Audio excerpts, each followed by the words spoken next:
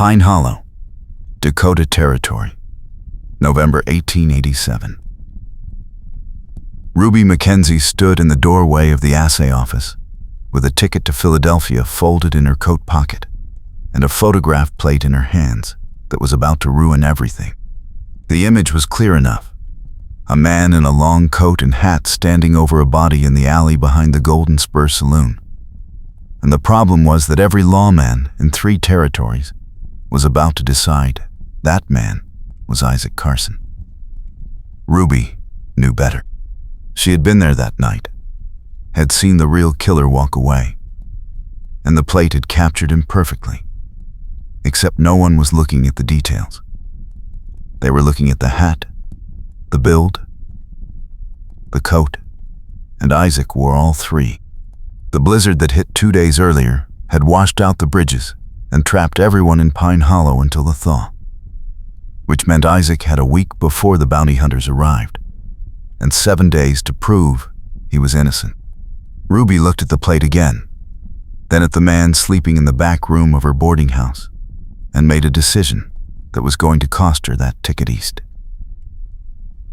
Isaac Carson woke to the sound of boots on wood, and Ruby standing over him with a plate and a look that said his luck had just run out.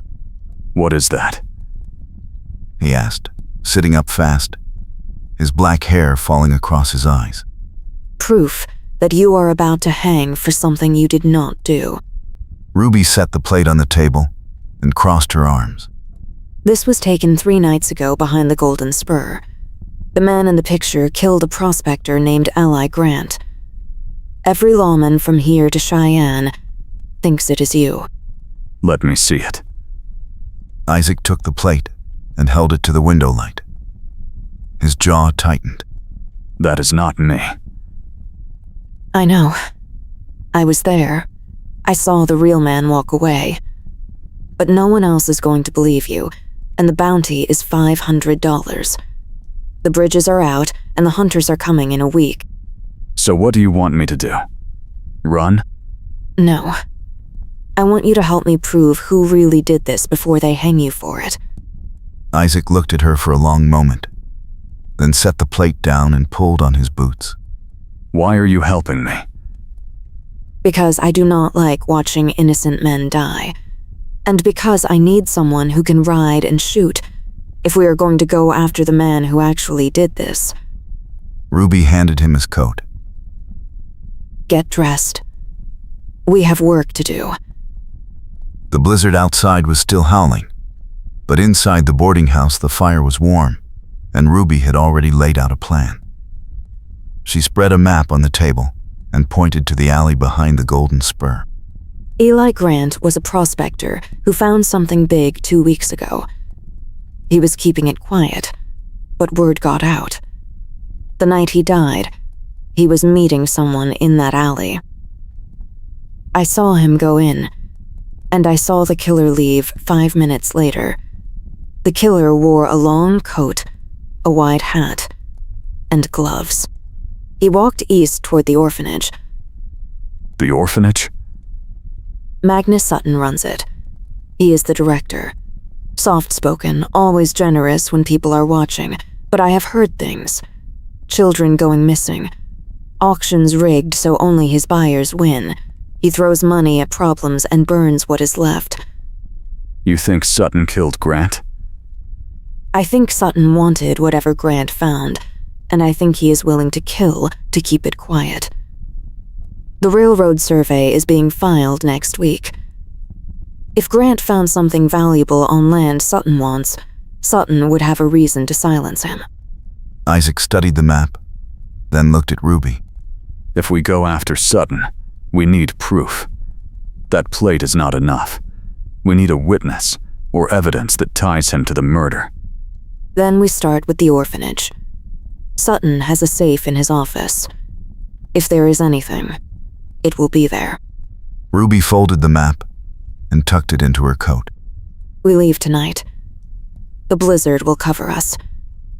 The orphanage sat on the edge of Pine Hollow, a 2-story wooden structure that looked respectable enough in daylight, but felt wrong at night.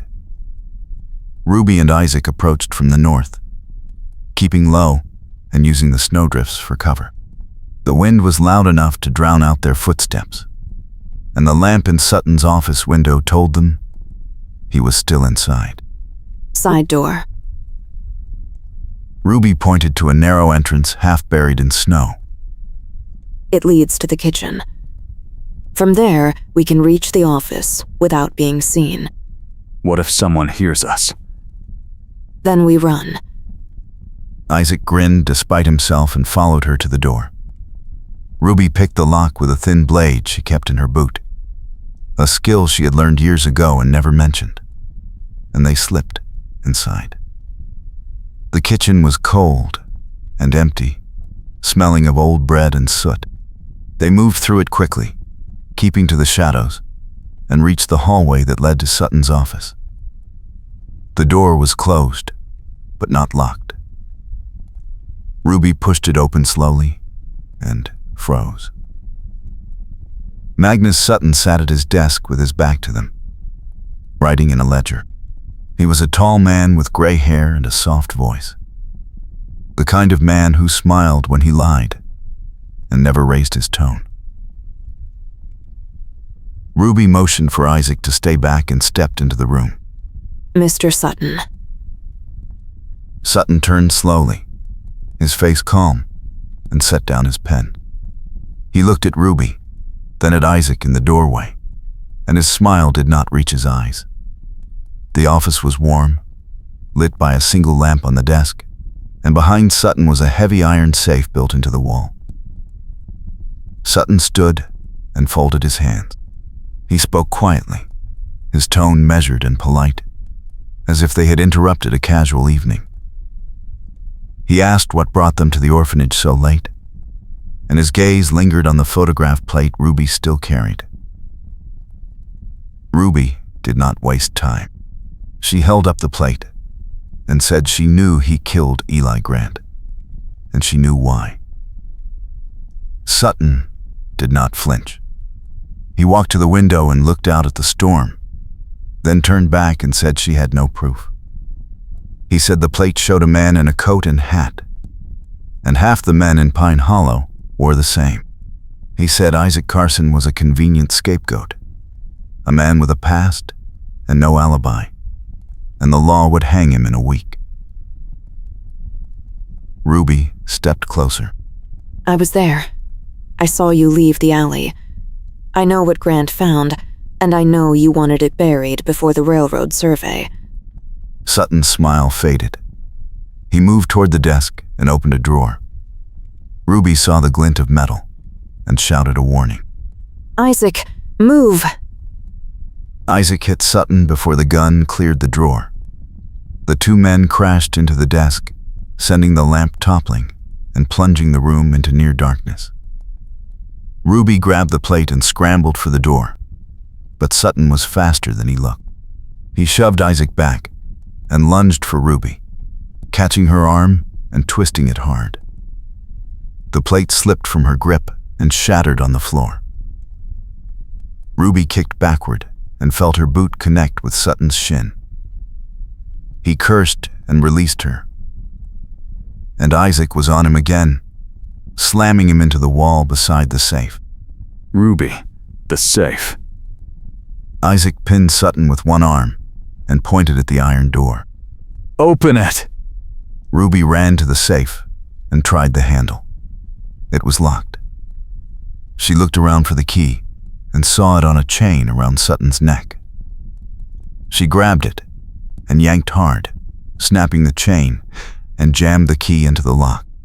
The safe door swung open, and inside was a stack of papers, a leather pouch, and a second photograph plate. Ruby pulled out the plate and held it to the faint moonlight from the window. It showed Eli Grant standing beside a claim marker, holding a chunk of rock that glittered even in the grainy image.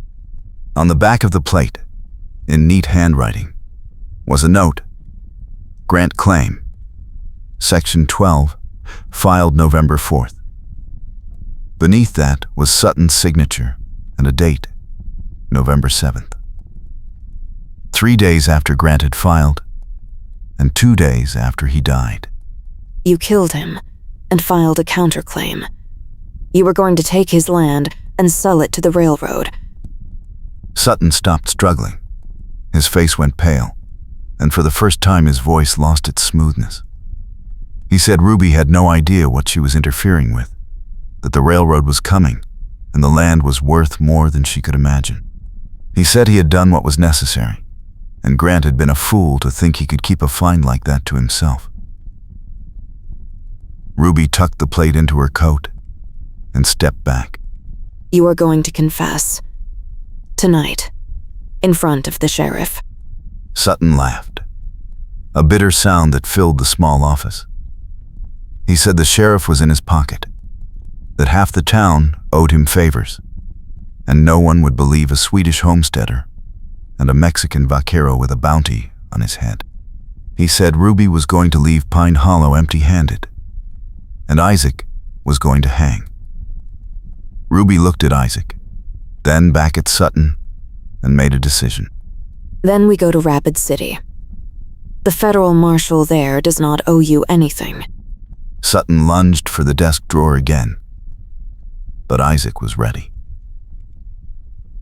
He slammed Sutton into the wall hard enough to crack the plaster, and Sutton slumped to the floor. Dazed, Isaac grabbed the gun from the drawer and emptied the bullets onto the floor.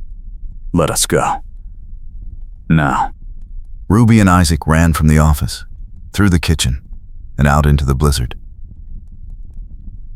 Behind them, they heard Sutton shouting for his men, and lamplight flared in the orphanage windows. Ruby pulled Isaac toward the stable where they had left their horses, and they mounted fast, kicking through the snow toward the edge of town. The ride to Rapid City was brutal. The blizzard howled around them, and the temperature dropped until Ruby could not feel her fingers. Isaac rode ahead, breaking trail through the drifts, and Ruby followed, clutching the photograph plate inside her coat. They stopped once to rest the horses in a grove of pines, and Isaac built a small fire that barely kept them warm. Why did you stay? He asked, feeding sticks into the flames. You had a ticket east. You could have left before any of this started. I thought about it. Ruby held her hands to the fire. But I saw what Sutton did, and I knew if I left, you would hang for it. I could not let that happen. You do not even know me. I know enough. You did not kill Eli Grant. You are not the man they think you are. Isaac looked at her for a long moment, and something in his expression shifted. I ran from my name for 3 years. I thought if I kept moving, I could leave it behind. But every town I rode into, someone recognized me. Someone remembered. I got tired of running. So what changed? You. Isaac tossed another stick into the fire. You stayed when you did not have to. You risked everything to help me. That is not something I am used to. Ruby did not answer right away. She looked at the fire, then at the storm beyond the trees. I am tired of running too. I saved for that ticket for 2 years. I thought if I could just get east, I could start over. But every time I got close, something pulled me back. Maybe it was this. Maybe it was you. Isaac reached across the fire and took her hand. His grip was warm and steady, and for the first time since the blizzard started, Ruby felt like she could breathe. If we make it through this, I want you to stay. Not for me. For you. Because you belong here, even if you do not see it yet. And if we do not make it? Then, at least, we tried. They rode through the night and reached Rapid City at dawn. The federal marshal's office was a low brick building on the main street, and Ruby and Isaac tied their horses outside and walked in, half frozen and exhausted. The marshal was a square-jawed man named Callahan, who listened to their story without interrupting. then took the photograph plate and studied it for a long time. He asked questions, checked the signature on the back of the plate, and sent a deputy to Pine Hollow to bring in Sutton. 2 days later, Sutton was arrested. He tried to bribe Callahan, then threatened him, and finally confessed when the evidence became too much to deny. He admitted to killing Eli Grant, to filing the false claim, and to bribing the local sheriff. He was sentenced to hang, and the bounty on Isaac Carson was lifted. Ruby and Isaac rode back to Pine Hollow under clear skies. The blizzard finally over. The town was quiet, the bridges still out, but passable on foot. And the boarding house felt warm and safe when they walked inside. Ruby set the photograph plate on the table and looked at Isaac. What are you going to do now? I do not know. Stay. Maybe. If you will have me. I might. Ruby smiled, and for the first time in weeks, it felt real. The week that followed was quiet.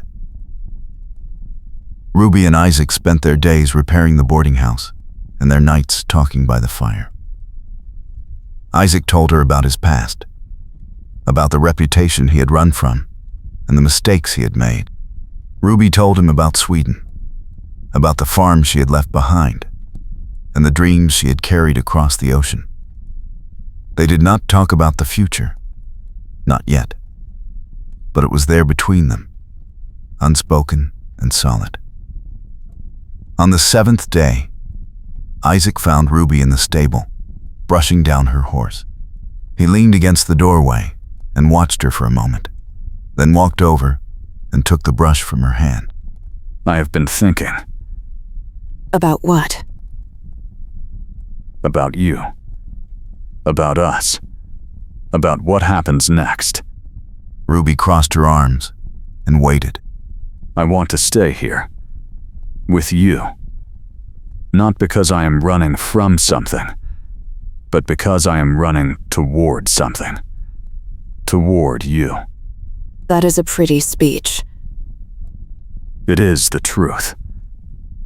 Isaac set the brush down and stepped closer. I know you saved for that ticket. I know you wanted to leave. But I am asking you to stay. Not for me. For us. Because I think we could build something here. Something good. Ruby looked at him, at the way the lamplight caught in his eyes, at the way he stood there, waiting for her answer. And she realized she had already made her decision days ago. Maybe even weeks ago. Back when she first saw the photograph plate and chose to help him instead of leaving. I will stay. On one condition. Name it. We do this right. No more running. No more secrets. We build something here together, and we do not look back. Deal. Isaac pulled her close and kissed her, slow and certain, and Ruby felt the last of her doubts fall away. When they finally stepped back, Isaac was grinning. So when do we do this? Do what? Get married. Ruby laughed, surprised. You are serious. I am. We have been through hell together. I am not waiting another year to make this official. Then, we do it soon. Within the week. That works for me. The wedding was simple and fast, held in the boarding house parlor with the local preacher and 2 witnesses Ruby barely knew. Ruby wore a blue dress she had saved for special occasions, and Isaac wore his best shirt and vest. The preacher spoke quickly, stumbling over the vows, and Ruby and Isaac exchanged rings made from bent nails that Isaac had hammered smooth. When the preacher pronounced them married, Isaac kissed Ruby hard enough to make the witnesses laugh, and Ruby did not care. Afterward, they walked out to the corral under the lantern light and stood together in the cold November air. The sky was clear, full of stars, and the wind had finally died down. Ruby leaned against the fence and looked up at the stars, and Isaac stood beside her, his arm around her shoulders. I never thought I would stay here. Are you sorry you did? No, not even a little. Isaac kissed the top of her head. Good. Because I am not letting you go. I would not let you if you tried. They stood there for a long time, watching the stars and listening to the horses shift in the corral. The lantern swung gently in the breeze, casting long shadows across the snow, and for the first time in years, Ruby felt like she was exactly where she was supposed to be. What do you want to do now? Now? Now we go inside and start building that life you promised me. That sounds like a plan. Isaac took her hand and led her back toward the boarding house. The lantern light flickered behind them, and the night settled in, quiet and cold and full of promise. The next morning, Ruby woke to the sound of hammering. She pulled on her coat and walked outside to find Isaac repairing the fence around the corral.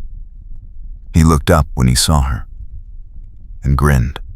Good morning, Mrs. Carson. Good morning, Mr. Carson. Ruby walked over and picked up a hammer. What are you building?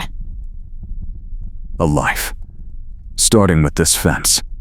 Ruby laughed and joined him, and together they worked through the morning, hammering posts and stringing wire.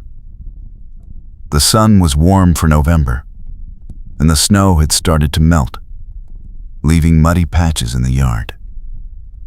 By noon, the fence was finished, and Isaac and Ruby stood back to admire their work. Not bad for a day's work. Not bad at all. Isaac wiped his hands on his pants and looked at Ruby. What do you want to do next? I want to fix up the boarding house. Make it something people want to come to. And I want to start a garden in the spring. Something that will last. That sounds good. Ruby leaned against the fence and looked out at the town. Pine Hollow was still rough around the edges, still recovering from the flood and the arrests. But it felt different now. It felt like home. Do you ever think about leaving? Not anymore. Isaac put his arm around her. I spent 3 years running from my past. I am done running. This is where I belong. With you. Good. Because I am not going anywhere either. They walked back to the boarding house together, and Ruby felt the weight of the last few weeks finally lift. The photograph plate was gone, destroyed in the marshal's office after the trial, and Sutton was locked up, waiting for his execution. Isaac's name was cleared, and Ruby had a life she had not planned for, but could not imagine giving up. That night, they sat by the fire and talked about the future. Isaac wanted to start a horse ranch, breeding and training animals for the ranchers and miners who came through Pine Hollow. Ruby wanted to expand the boarding house, maybe add a dining room where travelers could eat and rest. They made plans, argued over details, and laughed until the fire burned low. When they finally went to bed, Ruby lay beside Isaac and listened to his breathing, steady and calm. She thought about the ticket to Philadelphia, still folded in her coat pocket, and realized she did not need it anymore. She had found what she was looking for, and it was right here. The weeks that followed were busy. Isaac started working with the local ranchers, breaking horses and earning a reputation as someone who could handle even the wildest animals. Ruby renovated the boarding house, adding new rooms and a proper kitchen. Travelers started coming through again now that the bridges were repaired, and the boarding house filled up with miners, ranchers, and families heading west. One afternoon, A woman arrived at the boarding house with 3 children in tow.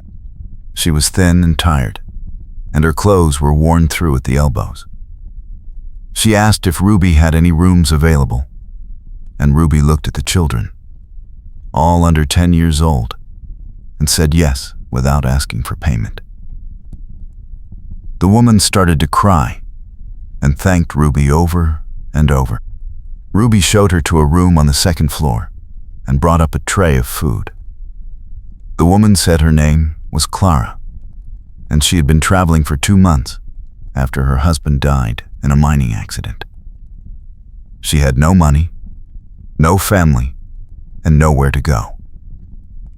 Ruby sat down on the edge of the bed and looked at Clara. You can stay as long as you need. No charge. Clara looked at her, stunned. She asked why Ruby would do that, and Ruby said because someone had helped her once when she needed it, and she was just passing it along. Clara stayed for 2 weeks, helping with the cleaning and cooking, and by the time she left, she had found work at the general store and a small house to rent. She thanked Ruby and Isaac before she left, and Ruby watched her go with a strange feeling in her chest. Something warm and solid. You did a good thing, Isaac said, standing beside her on the porch. It felt right. It was right. Ruby leaned against him and looked out at the town. Pine Hollow was growing, changing, becoming something more than just a mining camp.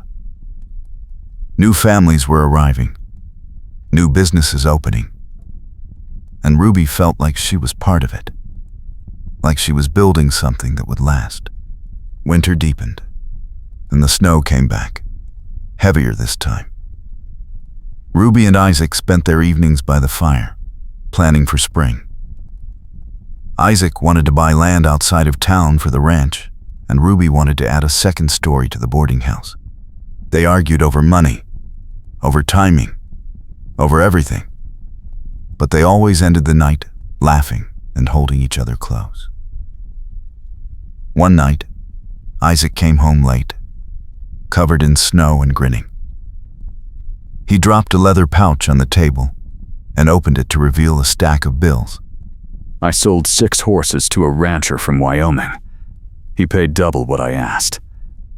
Ruby stared at the money, then at Isaac. This is enough to buy the land. I know. Isaac pulled her close and kissed her. We are really doing this. We are. Ruby felt tears sting her eyes, but they were good tears, the kind that came from relief and joy and the sudden realization that everything was going to be okay. They bought the land in early December, 100 acres of rolling hills and grassland just west of Pine Hollow. Isaac started building a barn, and Ruby helped, hauling lumber and hammering nails until her hands were raw. The work was hard, but it felt good, like they were creating something real and solid. By Christmas, the barn was finished, and Isaac brought home the first 2 horses, a pair of mares he planned to breed in the spring. Ruby stood in the doorway of the barn and watched Isaac work with the animals, patient and gentle. And she felt a surge of pride so strong it almost hurt. That night, they celebrated with a quiet dinner in the boarding house kitchen. Ruby made stew and biscuits, and Isaac opened a bottle of whiskey he had been saving. They toasted to the ranch, to the boarding house, to the future. And then they sat by the fire and talked until the logs burned down to embers. Do you ever miss Sweden? Isaac asked. Sometimes. I miss the farm, the way the fields looked in summer. But I do not miss the cold, or the hunger, or the feeling that I would never be more than a farmer's daughter. You are more than that now. I know. Ruby looked at him. Do you ever miss Mexico? I miss the heat. I miss the food. but I do not miss the man I was there. I was reckless, angry, always looking for a fight. I am better here. With you. You are. They sat in silence for a while, and then Isaac reached into his pocket and pulled out a small wooden box. He handed it to Ruby.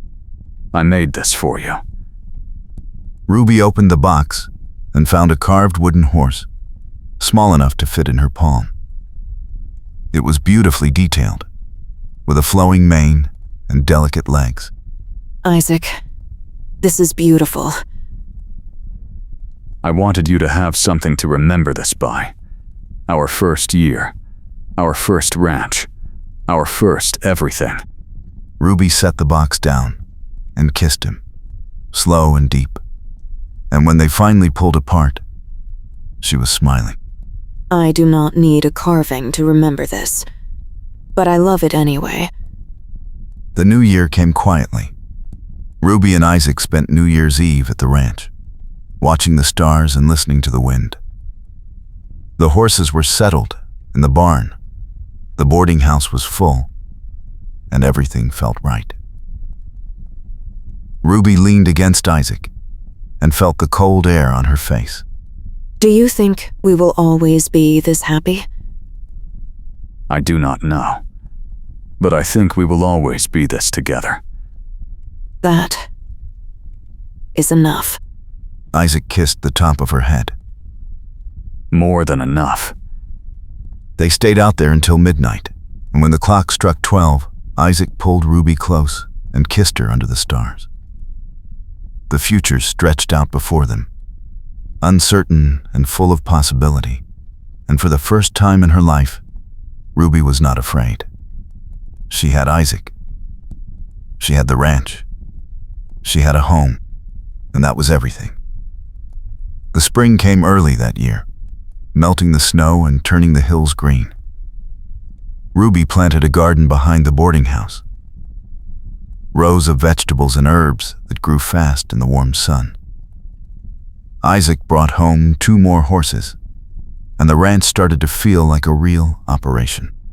Travelers came through Pine Hollow more often now, and the boarding house was always full.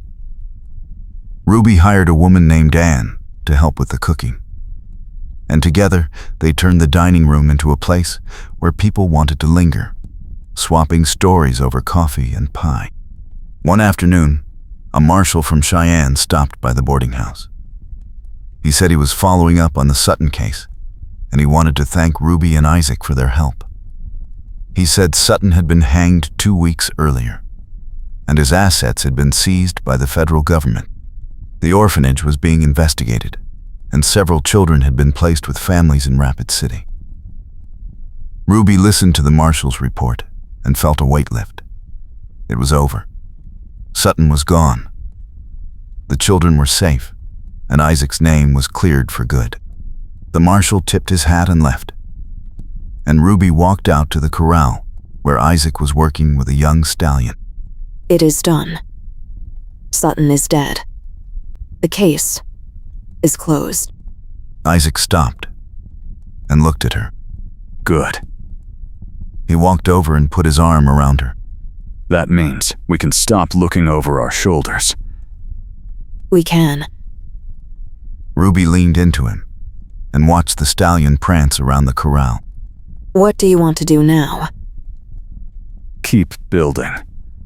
Keep living. Keep loving you. That sounds like a good plan. The summer was hot and busy. The ranch grew, and Isaac hired 2 men to help with the horses. Ruby expanded the boarding house again, adding a 3rd floor with 6 new rooms. By August, they were turning away travelers because they were always full. One evening, Ruby sat on the porch with a cup of coffee and watched the sun set over the hills. Isaac came out and sat beside her, and they stayed there until the stars came out. Do you remember when we first met? I do. You were sleeping in my back room, and I was standing over you with a photograph plate. I thought you were going to shoot me. I thought about it, They both laughed, and Isaac took her hand. I am glad you did not. Me too. Ruby looked at him, at the way the lamplight caught in his eyes, and she felt the same surge of love she had felt that first night in the stable. I love you, Isaac Carson. I love you too, Ruby Carson. They sat there until the night grew cold, and then they went inside together, hand in hand, ready for whatever came next. Years passed, and Pine Hollow grew into a real town. The boarding house became a landmark, known across the territory for its warm hospitality and good food. The ranch thrived, and Isaac became one of the most respected horsemen in Dakota. Ruby and Isaac built a life together, full of hard work, laughter, and love. They never forgot where they came from, or the photograph plate that brought them together, or the week that changed everything. And every year, on the anniversary of their wedding, they walked out to the corral under the lantern light and stood together in the cold, holding each other close and remembering the night they decided to stay. The following spring brought a telegram from Sweden. Ruby's younger sister Astrid was coming to America. She had saved for 3 years and was sailing from Gothenburg in 2 weeks. Ruby read the telegram 3 times, her hands shaking. Isaac found her sitting at the kitchen table, staring at the paper. What is wrong? My sister. She is coming here. That is good news, is it not? I have not seen her in 8 years. I do not know if she will recognize me. I do not know if I will recognize her. Isaac sat down beside her and took her hand. She will know you, and you will know her. Family does not forget. Ruby nodded, but the nervousness stayed with her for the next 2 weeks. She cleaned the boarding house from top to bottom, prepared the best guest room, and baked enough bread and pastries to feed an army. When the stagecoach finally arrived, Ruby stood on the porch, with her heart pounding. A young woman stepped down, tall and blonde, with the same sharp blue eyes Ruby saw in the mirror every morning. Astrid. Ruby called, and the woman turned. For a moment they just stared at each other, and then Astrid ran forward and threw her arms around Ruby. They held each other and cried, right there in the street, while Isaac watched from the porch with a smile. Astrid stayed for 3 months. She helped at the boarding house, learned to ride horses at the ranch, and fell in love with Pine Hollow. Ruby watched her sister laugh and work and grow, and she realized how much she had missed having family nearby. When Astrid announced she was staying permanently and had accepted a teaching position at the new schoolhouse, Ruby cried again, this time from joy. Isaac built a small cabin on the ranch property for Astrid, and she moved in by summer. She met a carpenter named James, a quiet man who built furniture and played the fiddle, and by autumn, they were courting. Ruby watched them fall in love the same way she and Isaac had, slow and steady and sure, and she felt a deep contentment settle in her chest. The town continued to grow. The railroad finally came through in 1890, and Pine Hollow became a shipping hub for cattle and ore. The boarding house expanded again, and Ruby hired 4 more staff to keep up with demand. Isaac's ranch was breeding some of the finest horses in the territory, and buyers came from as far as Montana to see his stock. One evening, Ruby and Isaac sat on the porch of the ranch house they had built the year before. It was a simple 2-story structure, but it was theirs, with a wide porch and a view of the hills. Ruby was knitting a blanket, and Isaac was reading a livestock catalog. I have been thinking. About what? About hiring someone to manage the boarding house full-time. You have been working yourself too hard. I like the work. I know, but you do not have to do it all yourself anymore. We can afford to pay someone good. You could spend more time here, at the ranch, with me. Ruby set down her knitting and looked at him. You want me here more? I always want you here more, but I know the boarding house is important to you. I am not asking you to give it up. I am asking you to share the load. Ruby considered this.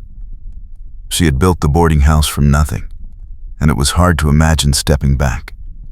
But Isaac was right. She was tired, and she wanted more time to enjoy what they had built together. All right. I will talk to Anne. She has been wanting more responsibility. Good. Isaac reached over and took her hand. I want to grow old with you, Ruby. I want to spend our days together, not just our nights. I want that too. They sat together as the sun set, and Ruby felt a peace she had never known before.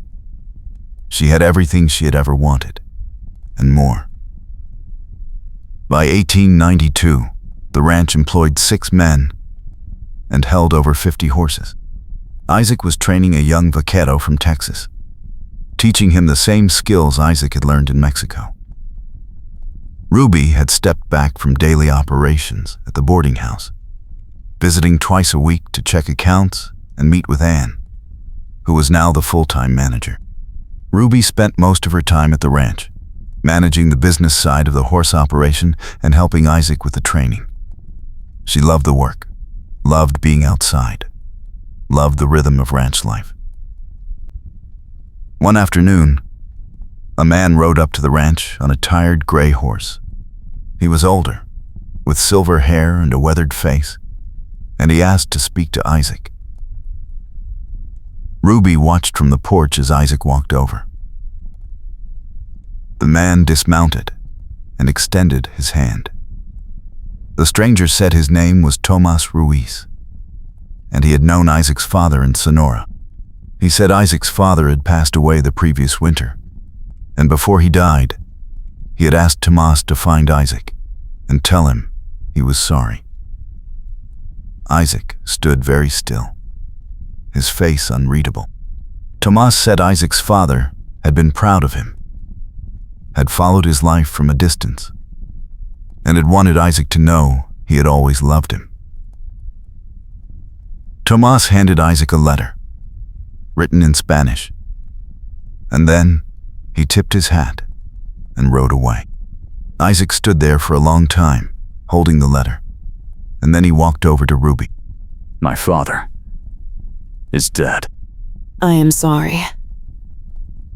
He said he was proud of me. Isaac's voice cracked, and Ruby pulled him close. He should have been. You are a good man. I do not know if I can forgive him. You do not have to. Not today. Maybe not ever. But you can hold on to the fact that he loved you. That matters. Isaac nodded and held her tighter. They stood there for a long time, and when Isaac finally pulled away, his eyes were red but clear. Thank you. Always. That night, Isaac read the letter by the fire. Ruby sat beside him, not asking questions, just being there. When he finished, he folded the letter carefully and put it in a drawer. He never spoke about it again. But Ruby saw a change in him, a softness that had not been there before. He smiled more, laughed easier, and held her closer at night. The next few years were quiet and good. Astrid married James in a small ceremony at the church, and Ruby stood beside her sister as a witness. The ranch thrived, and Isaac's reputation grew. Buyers came from all over the country, and Isaac could pick and choose his clients. Ruby kept the books, negotiated contracts, and handled correspondence. They were a team, in every sense of the word. One winter evening, Ruby sat by the fire and realized she was completely happy. She had a home, a family, a thriving business, and a man who loved her more than anything. She had never imagined her life could be this full, this rich, this good. Isaac came in from the barn, covered in snow, and Ruby stood to help him with his coat. You are freezing. It is cold out there. Ruby led him to the fire and poured him a cup of coffee. I have been thinking. About what? About how lucky we are. About how none of this would have happened if you had not run from Mexico. Or if I had not stayed in Pine Hollow. Or if Sutton had not put that bounty on you. That is a lot of ifs. I know. But it all led here. To this. To us. Then I am grateful for every single one of those ifs. Isaac pulled her close and kissed her. And Ruby felt the same spark she had felt the first time, all those years ago. I love you, Isaac Carson. I love you too, Ruby Carson. They stood there by the fire, holding each other, while the snow fell outside and the wind howled across the hills. They had built something strong, something that would last. And they knew it. By 1895, Pine Hollow had a population of over 2,000. The boarding house was an institution, and the ranch was legendary. Ruby and Isaac were respected members of the community, known for their hard work, their generosity, and their unwavering partnership. They had weathered storms, both literal and figurative, and had come out stronger every time. One spring morning, Ruby woke early and walked out to the corral. The sun was just rising, painting the hills gold and pink. Isaac was already out there, working with a young mare, his movements calm and practiced. Ruby leaned against the fence and watched him, and she felt a swell of love so strong it took her breath away. This was her life. This was her home. This was everything she had ever wanted. And more. Isaac looked up and saw her. He smiled, and Ruby smiled back. No words were needed. They understood each other completely. Later that day, they rode out to the ridge where they had stood so many years before, on the night of their wedding. The town spread out below them, busy and thriving. Ruby leaned against Isaac and looked out at the view. Do you ever think about what would have happened if we had made different choices? Sometimes, but not often. I am too busy being grateful for the choices we did make. Me too. They stayed there until the sun began to set, and then they rode back to the ranch together, side by side, ready for whatever came next. Because they had each other, and that was all they needed. The years that followed were marked by steady growth and quiet joy. Ruby turned 40 in 1897, and Isaac threw her a surprise party at the boarding house. The entire town came, and Ruby stood in the middle of the crowded dining room, overwhelmed by how much her life had changed. She had arrived in Pine Hollow alone, with nothing but a broken-down building and a stubborn determination to survive. Now she was surrounded by friends, family, and a husband who loved her more than she had ever thought possible. Isaac raised a glass and gave a toast, his voice carrying over the crowd. To Ruby, the strongest woman I know, and the best thing that ever happened to me. Everyone cheered, and Ruby felt tears prick her eyes. She crossed the room and kissed Isaac, right there in front of everyone, and the crowd erupted in applause. That night, After the guests had left and the boarding house was quiet, Ruby and Isaac walked back to the ranch under a sky full of stars. Thank you for tonight. You deserve it. You deserve everything. I have everything. I have you. Isaac stopped walking and turned to face her. I have been thinking about the future, about what we want to leave behind. What do you mean? I want to start a foundation, something that helps people who are starting over, the way you did. People who need a second chance. Ruby stared at him. That is a beautiful idea. We can fund it ourselves. We have more than enough. We can help people buy land, start businesses, get back on their feet. Yes. Let us do it. They shook hands on it, and by the end of the year, the Carson Foundation was established. It provided loans and grants to newcomers and struggling families, no questions asked. The foundation became one of Isaac and Ruby's proudest achievements, and over the next decade, it helped hundreds of people build new lives in Dakota Territory. In 1900, Pine Hollow officially became a city. The population had swelled to over 5,000, and the town had electric lights, paved streets, and a hospital. Ruby and Isaac attended the incorporation ceremony, standing side by side as the mayor gave a speech about progress and prosperity. Ruby thought about the photograph plate, about Magnus Sutton, about the bounty in the blizzard, and the week that had almost destroyed them. She thought about how far they had come, how much they had built, and she felt a deep gratitude for every single moment. That spring, Astrid gave birth to a daughter, and Ruby held her niece for the first time in the small cabin on the ranch. The baby had blonde hair and blue eyes, just like Ruby and Astrid, and Ruby felt a surge of emotion so strong she had to sit down. She is perfect. Astrid smiled, tired but glowing. Astrid said they were naming her Ruby, after her aunt. Ruby looked up, shocked. You do not have to do that. Astrid shook her head and said yes, they did. She said Ruby had given her a home, a family, and a future.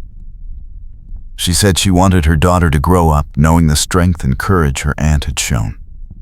Ruby cried, holding her namesake close, and Isaac stood behind her with his hand on her shoulder. The next few years were filled with family gatherings, holidays, and quiet evenings at the ranch.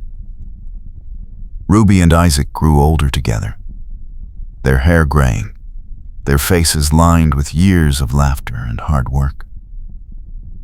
The ranch continued to thrive, and the boarding house remained a cornerstone of the community. Ruby taught young Ruby how to bake bread and keep accounts, and Isaac taught her how to ride and care for horses. She was a bright, curious child, and Ruby loved her fiercely. In 1903, a journalist from New York came to Pine Hollow to write a story about the town's rapid growth. He interviewed Ruby and Isaac, asking about their success and their partnership. Ruby told him about the photograph plate, about Magnus Sutton, about the bounty and the week that changed everything. The journalist wrote it all down, and when the article was published, it became famous across the country. People wrote letters, asking for advice, thanking them for their story, praising their courage. Ruby kept the letters in a box on her desk, and sometimes, on quiet afternoons, she would read through them and marvel at how far their story had traveled. One evening, Isaac found her reading the letters and sat down beside her. Do you ever regret it? Staying here instead of going east? Not for a single second. Good. Because I do not regret it either. Ruby set down the letters and took his hand. We built something good here, Something real. We did. And we are not done yet. Isaac was right. They were not done yet. Over the next few years, they expanded the foundation, built a new wing on the hospital, and donated land for a public library. They became philanthropists, giving back to the community that had given them so much. Ruby worked with the library committee, selecting books and organizing fundraisers. Isaac worked with the hospital board, ensuring they had the equipment and staff they needed. They were busy, fulfilled, and deeply in love. In 1906, the ranch celebrated its 20th anniversary. Isaac threw a huge party, inviting everyone who had ever worked for them or bought a horse from them. The ranch was packed with people, horses, music, and laughter. Ruby stood on the porch and looked out at the crowd, at the faces she knew so well, and she felt overwhelmed by gratitude. Isaac came up behind her and wrapped his arms around her waist. Happy anniversary. Happy anniversary. They stood there together, watching the party, and Ruby leaned back against Isaac's chest. I love you more now than I did 20 years ago. Good. Because I love you more, too. They stayed there until the sun set, and then they joined the party, dancing and laughing and celebrating the life they had built together. The following winter was harsh, with blizzards that lasted for days and temperatures that dropped below zero. Ruby and Isaac stayed close to the ranch, keeping the fires burning and the livestock safe. One night, during a particularly bad storm, they sat by the fire and talked about the future. I want to write a book. About what? About horses. About training, breeding, care. Everything I have learned. That is a wonderful idea. I want to dedicate it to you. Ruby looked at him, surprised. Why? Because you believed in me when no one else did. Because you gave me a reason to stay, to build, to become the man I wanted to be. Ruby felt tears well up, and she leaned over and kissed him. I will help you write it. I was hoping you would say that. They spent the rest of the winter working on the book, writing and revising by the fire. Isaac dictated, and Ruby wrote, organizing his thoughts into clear, practical chapters. By spring, they had a finished manuscript, and they sent it to a publisher in Chicago.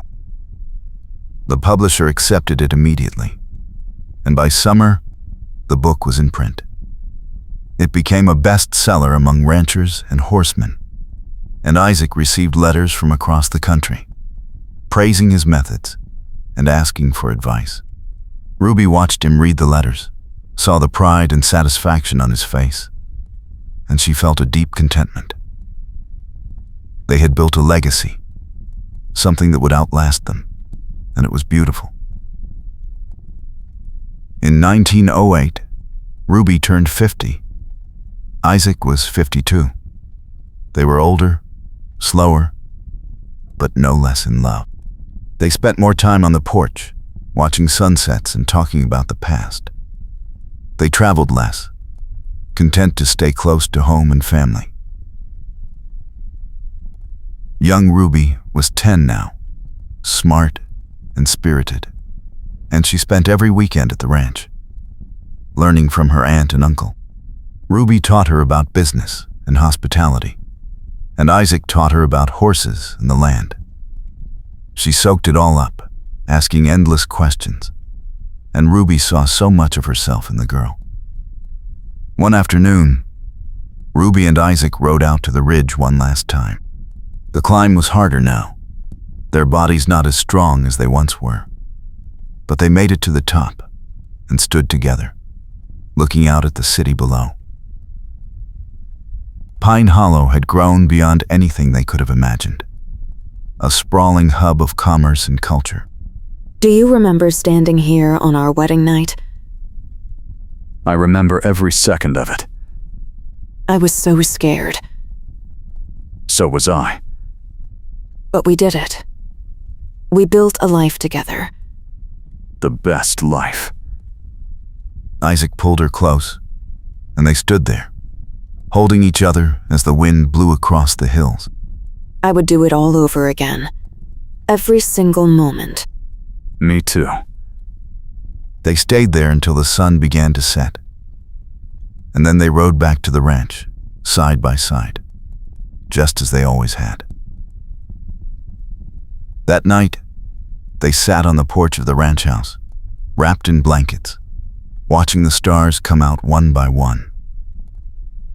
Ruby leaned her head on Isaac's shoulder, and he held her hand. Promise me something. Anything. Promise me we will always be like this. Together. No matter what. I promise. Always.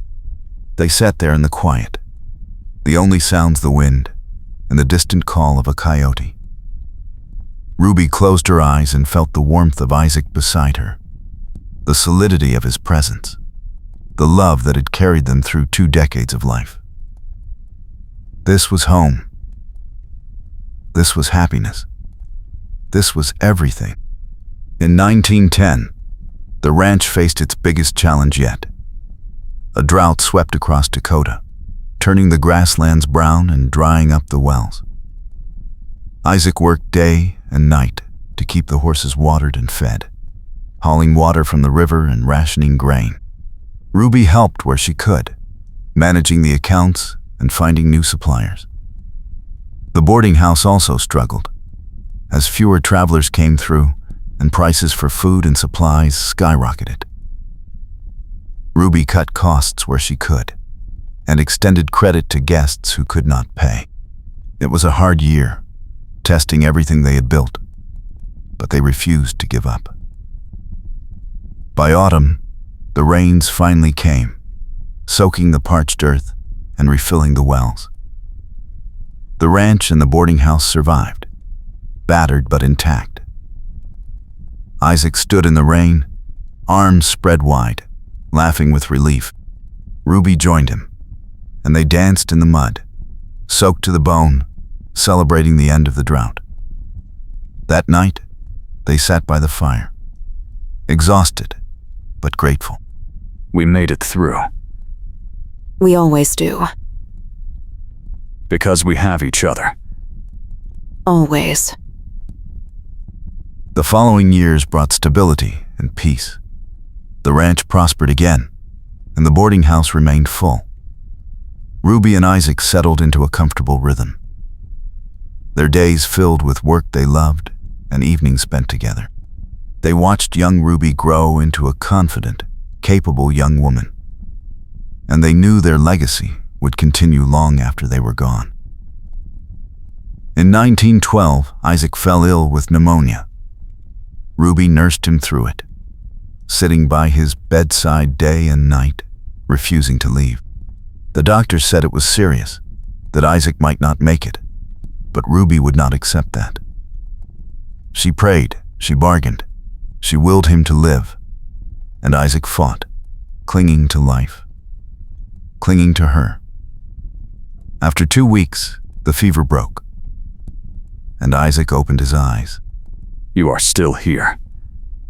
I will always be here. I know. Isaac recovered slowly, and Ruby stayed by his side every step of the way. When he was strong enough to walk again, they went to the corral together, just like they had done 1,000 times before.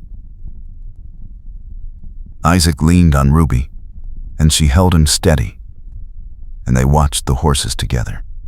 I thought I was going to lose you. You will never lose me. I am too stubborn. I love you. I love you too. They stood there until the sun set, and then they walked back to the house together, hand in hand, ready for whatever came next. Because they had each other, and that was all they needed. In 1914, the world changed. News arrived that war had broken out in Europe and while it felt distant, the ripples reached Pine Hollow. Young men began enlisting, prices rose, and uncertainty settled over the town like a fog. Ruby and Isaac weathered it, as they had weathered everything else. Together, steady, refusing to let fear dictate their lives. The ranch continued. The boarding house remained open, and they kept helping people through the foundation. That summer, young Ruby graduated from school at the top of her class. She was 18 now, poised and determined, and she announced she wanted to study business in Chicago. Ruby felt a pang of loss, but also fierce pride. She helped her niece prepare, packing her trunk and giving her advice. Isaac gave her money for tuition and told her to write often. The day she left, Ruby stood on the platform and watched the train pull away, tears streaming down her face. Isaac put his arm around her. She will be fine. You raised her well. I know. But I will miss her. Me too. But she will come back. Isaac was right. Young Ruby came back every summer, bringing stories of her studies and her life in the city. She graduated with honors and returned to Pine Hollow permanently in 1918, ready to take over the foundation and expand its reach. Ruby and Isaac stepped back, letting her lead, and they watched with pride as she transformed the foundation into something even greater than they had imagined. In 1920, Ruby turned 62, and Isaac 64. They were older now, their bodies slower, their hair completely gray, but their love had not diminished. They spent their days on the porch, watching the world go by, holding hands and talking about the past. Sometimes they rode out to the ridge, moving slower but still making the climb, still standing together at the top, looking out at the city they had helped build. One evening, as they sat on the porch, Isaac turned to Ruby. Do you remember that first night? In the stable? Every detail.